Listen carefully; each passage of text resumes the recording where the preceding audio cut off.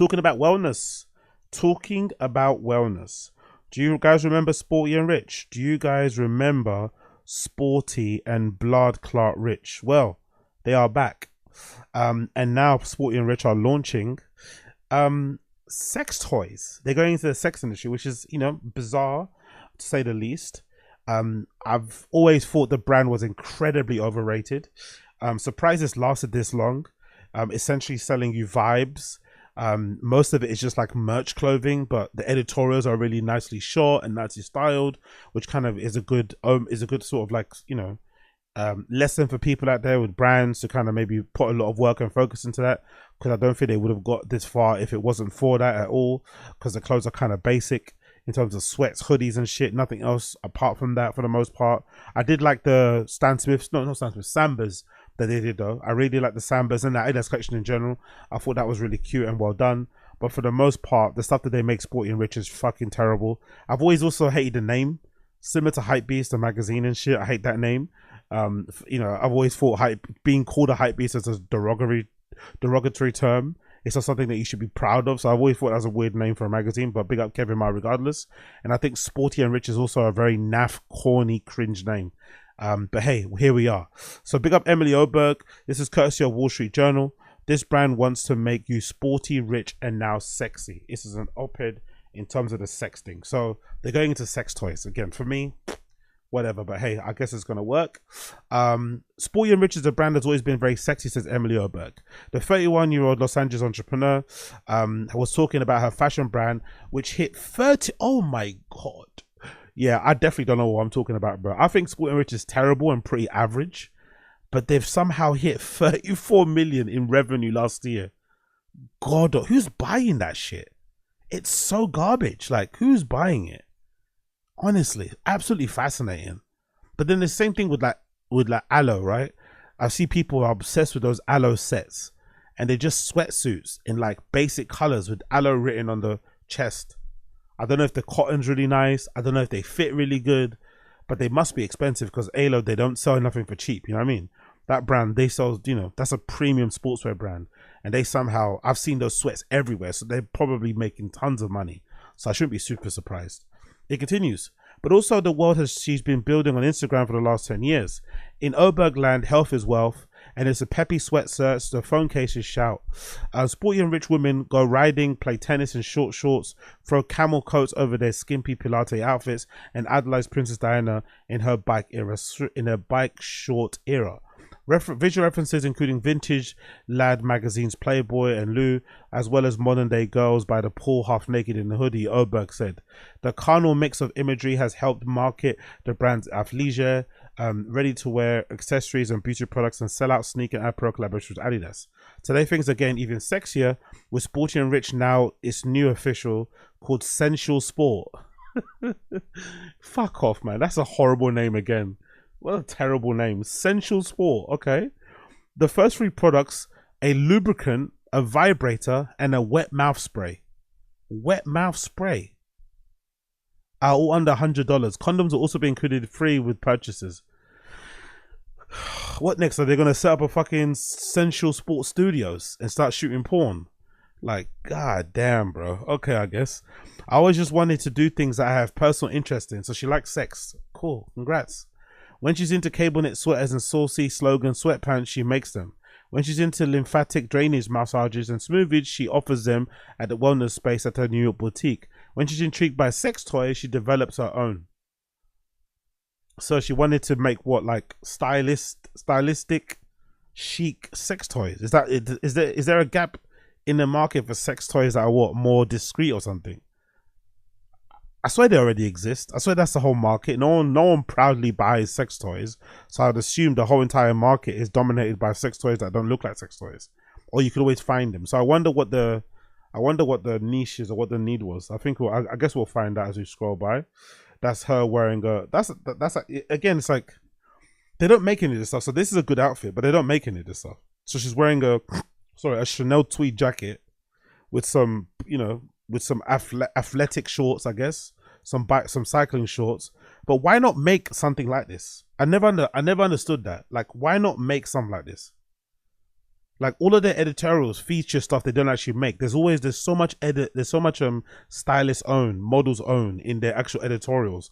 And when you break down what the actual model's wearing that they actually make, it's just a t-shirt and the sweats. It's not the jeans, it's not the jackets, it's not even the hats. It's like, come on, bro. Like 34 million on just sweats and t-shirts. This is some Hellstar shit. Sexual wellness is a booming business. Fortune Business Insights valued the market at $25 billion in 2024. Big brands making vibrators, lubes, and include Dame, founded by a sexologist and MIT-trained designer, Swedish juggernaut Lelo. Celebrities are also getting into the mix with actor Dakota Johnson, a co-creative director of organic lube maker Mood, and singer Christina Aguilera co-founded a sexual care brand called Playground. So I guess that makes sense, innit? Because if you think about it, sex toys must cost peanuts to make, right? Must cost peanuts to make. So the markup on a sex toy must be crazy. It must be crazy. When you think about how much it costs to manufacture one, like a vibrator, for instance, it must be like less than £1. Then you can sell that shit for, I don't know how much vibrators go for, 20 quid, 50, whatever. Crazy. So you could literally be printing money. When Oberg started poking around the sector's offering, she found them uninspiring. She felt there's a void for the cool, sophisticated products that women like her and her friends would actually want to put on their nightstands. I wonder how long it's going to be until we find until Supreme start one. Do you reckon Supreme will come out with a sex toy? Supreme will come out with some sort of lube or something. I can't wait.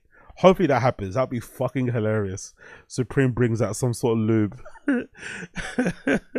The result, products that resemble smooth, rounded apple items in sherbet colors.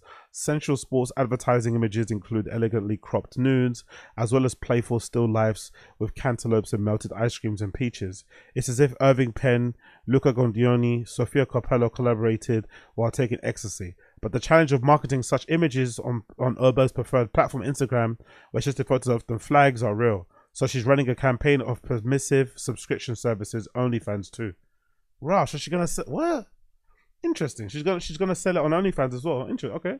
Oberg said she became more comfortable with her sexuality in her 30s and is inspired by the female body. When I was young, so what is she also coming out off the back of this? Is she coming out also and declaring that she's lesbian or something? What's happening here? Oberg said she became more comfortable with her sexuality in her 30s. When I was younger, I thought there was more of a focus on the man, and you're almost afraid to speak up for your own needs. She wanted to create products that would encourage women to have less shame experimenting on their own. The slogan of the brand is prioritize your pleasure. Oh, interesting. It's a good time to launch a sexual wellness brand because the topic of sex is still taboo.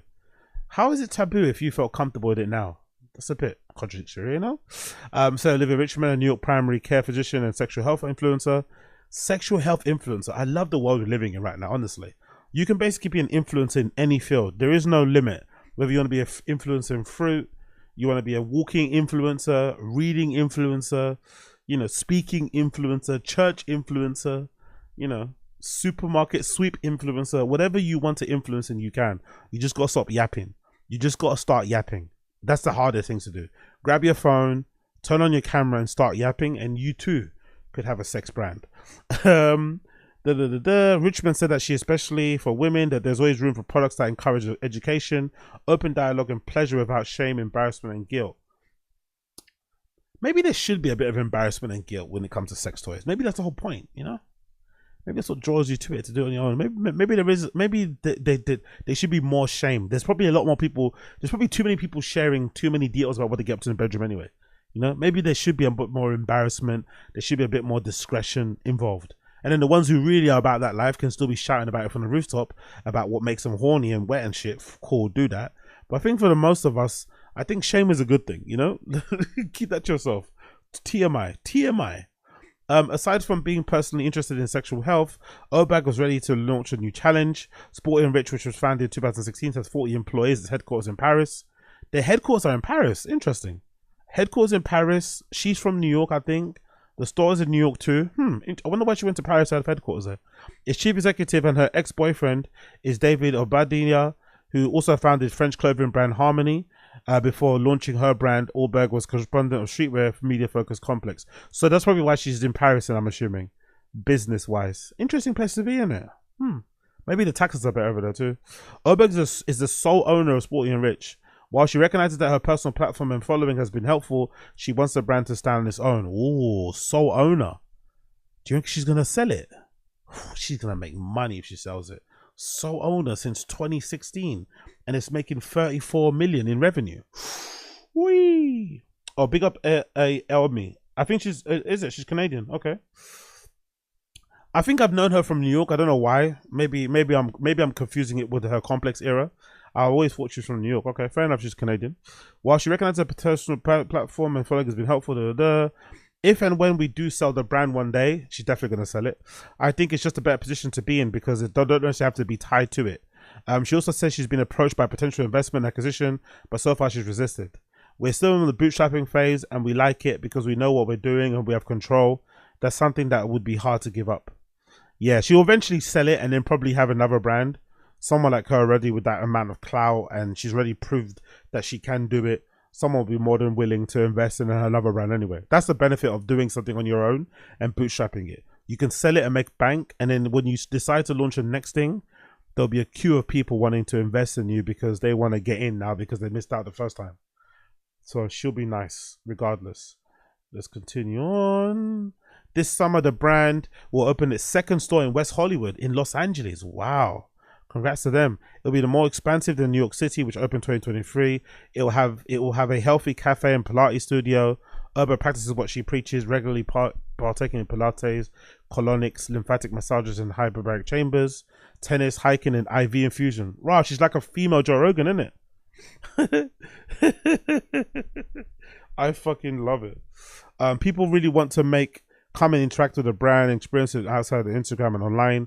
These days, Sporty and Rich is too big for Oberg to be hands-on as she was in the early days, so she's enjoyed getting into the weeds of Central Sport. I just wanted to get back to feeling and founding from scratch again. Okay. So I guess maybe in the last few years, she's probably been taking a step back, letting people handle Sporty and Rich, or it's just been on autopilot. And I'd imagine if you've got that entrepreneurial itch, you just want to get started again and do something from the ground up. So I guess I get why she's doing it. And to be fair as well, I feel like people are way more comfortable when it comes to talking about their sexual experiences or kinks and whatnot nowadays.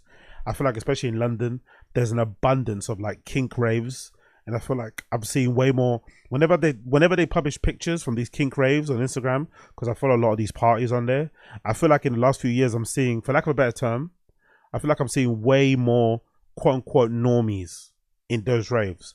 Before you'd see real sex freaks, right? Real people that are in that scene for real. But now I'm seeing a lot more regular people go there. So clearly they're being inspired. They feel more encouraged. They don't feel as kind of shy to go to these type of places. And obviously with the popularity of OnlyFans, all that sort of stuff, people understanding of sex work and all this sort of shit, I guess people are a bit more experimenting, a bit more comfortable with their sexuality and putting it out there and what they're into, what they're not into. So I guess this is natural. It's just funny to see the pivot to go in this industry, but I'd imagine the money making potential is sky high. And obviously I don't really see this girl as like a super big makeup girl, so it's a good thing that she's not grifting and not just going down the makeup route just to kind of make the P, because she doesn't wear that much makeup, I don't think, for the most part. So she's doing things that she's actually interested in, which is always going to be a recipe for success if you think about it. So let's see how it plays out. Big up Emily Oberg, big up Sporty and Rich. Let's see how it plays out.